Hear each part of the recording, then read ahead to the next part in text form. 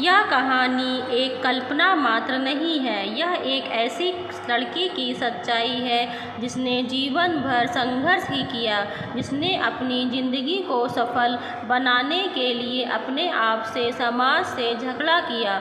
जबलपुर वह शहर है जहाँ पर उस लड़की का जन्म हुआ था।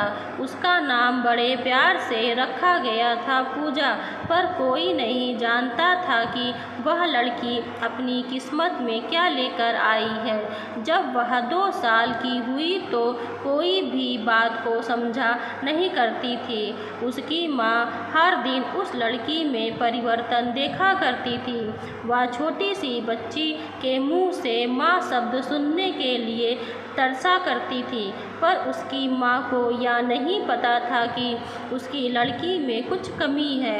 एक दिन अचानक से उस लड़की को दौरे पड़े और वह ज़मीन में लोटने लगी। यह देखकर उसकी माँ घबरा गई और भागकर डॉक्टर के पास ले गई। डॉक्टर ने चेक किया पर उस लड़की की परेशानी को समझ नहीं पाया और दूसरे डॉक्टर के पास भेज दिया। इस तरह उसकी माँ ने कई डॉक्टर के पास जाकर अपनी बेटी का इलाज कराने की कोशिश की। सभी डॉक्टर यह बात समझ नहीं पाए कि बेटी को क्या हुआ है। वह लड़की बोल नहीं पाती थी, न कुछ समझ पाती थी। माँ बड़ी परेशान हो गई थी। बेचारी घर घर में बर्तन मांजकर और इडली की दुकान लगाकर अपने बेटी का इलाज कराया करती थी, क्योंकि उसका पति निकम्मा था, कोई काम काज नहीं किया करता था। माँ ने हिम्मत नहीं हारी और फिर डॉक्टर के पास ले गई। डॉक्टर बोला, आपकी लड़की पागल है, इसे पागल खाने में भेज दो। माँ गुस्सा कर बोली, डॉक्टर साहब मेरी लड़की पागल नहीं है, और फिर वह वहाँ से चली आई। लड़की 4 साल की हुई, उसके स्कूल जाने का समय आ गया था, लेकिन उस लड़की को दौरे पड़ना कभी बंद नहीं हुए। उसे स्कूल में भी दौरे पड़ जाया करते थे। वह ज़मीन में भी लौटने लगती थी। कभी कभी जब वह अपने दिमाग पर काबू नहीं कर पाती थी, उसे अंदर से कई प्रकार की तकलीफ़ होती थी। उसे स्कूल के बच्चे हमेशा परेशान करते थे। सीधी सादी भोली भाली सी लड़की, उसे क्या पता था कि उसके दिमाग में परेशानी हम तो तब हो गई जब एक दिन स्कूल की टीचर ने उसकी माँ को बुलाई, बोली, आपकी लड़की तो पागलों जैसी हरकतें करती है। उसकी माँ बोली, टीचर जी मेरी बेटी पागल नहीं है, वह बस बीमार है। पर स्कूल की टीचर मानने वाली थी। उसे लड़की को स्कूल से निकाल दिया गया। माँ परेशान रहने लगी। फिर दूसरी स्कूल में दाखिला कराया गया। वहाँ एक टीचर थी, बहुत अच्छी टीचर। उसने उस लड़की को पढ़ाने की जिम्मेदारी अपने ऊपर ले ली। कुछ समय बाद माँ को एक नामी डॉक्टर का पता चला। वह अपनी बच्ची को उस डॉक्टर के पास ले गई। डॉक्टर ने चेक किया और बताया कि आपकी लड़की पागल नहीं है। नाम बताओ जिसने इस लड़की को पागल कहा है, मैं इसे ठीक करूँगा। बस इसके पेट में एक पटार है जो धीरे धीरे इसके दिमाग में चढ़ने की कोशिश कर रही है, जिसकी वजह से इसको दौरे आते हैं। मैं इस पटार को निकाल कर नए तरीके से इलाज करूँगा। डॉक्टर की मेहनत सफल हुई। वह लड़की ठीक हो गई, लेकिन डॉक्टर ने बताया यह लड़की अपने दिमाग से और अपनी उम्र से 2-3 साल पीछे चलेगी, पर यह ज़रूर पढ़ेगी और लिखेगी और बोलेगी भी। फिर स्कूल में टीचर की मेहनत रंग लाई। धीरे धीरे वह लड़की पढ़ने लिखने लगी। इस तरह उस लड़की ने अपने जीवन के कई उतार चढ़ाव देखे और बीए पास कर ली। लेकिन लड़की के भाई बहन उसके ठीक हो जाने पर भी उसे पागल बनाना नहीं छोड़ते थे।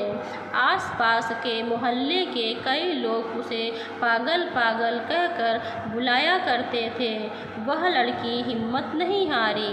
जब वह पूरी तरह ठीक हो गई तो उसके बड़े भाई ने उसके ऊपर पहरा लगाना शुरू कर दिया।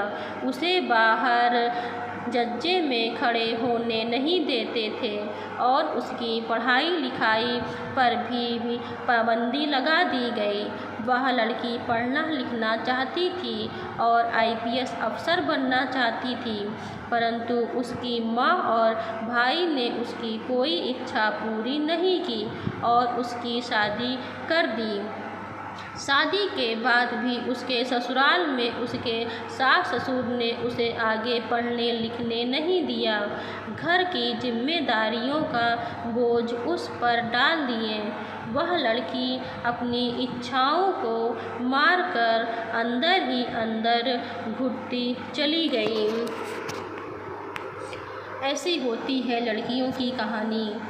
उस समय टेलीफोन का ज़माना था, इसलिए वो चाहकर भी इंटरनेट में पढ़ाई नहीं कर पाती थी और जब मोबाइल का ज़माना आया तब तक उसकी पढ़ने लिखने की उम्र निकल चुकी थी। फिर भी उसने हिम्मत नहीं हारी। फिर आया फेसबुक। उसने उसके माध्यम से अपनी पहचान बनाने की ठानी। उसे कविता, शायरी, लेख लिखने का काफ़ी शौक़ था।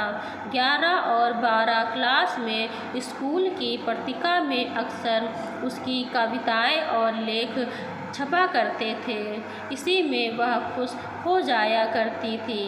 लेकिन शादी के बाद उसकी इच्छा दफन होकर रह गई थी। फेसबुक के माध्यम से उसने अपनी कविताओं और अपने विचारों को लोगों के सामने रखा, जिसमें उसको बड़ा मान सम्मान मिलने लगा था। अब मैं आप लोगों से सवाल करती हूँ, न जाने उसके जैसे कितने हजारों लड़कियाँ हैं जो अपनी इच्छाओं को पारिवारिक मजबूरी या आर्थिक मजबूरी के कारण दबा दिया करती हैं। क्या लड़कियों की इच्छाओं का कोई वजूद नहीं होता है? क्या लड़की की इच्छा इस तरह अंत किया जाना ठीक है?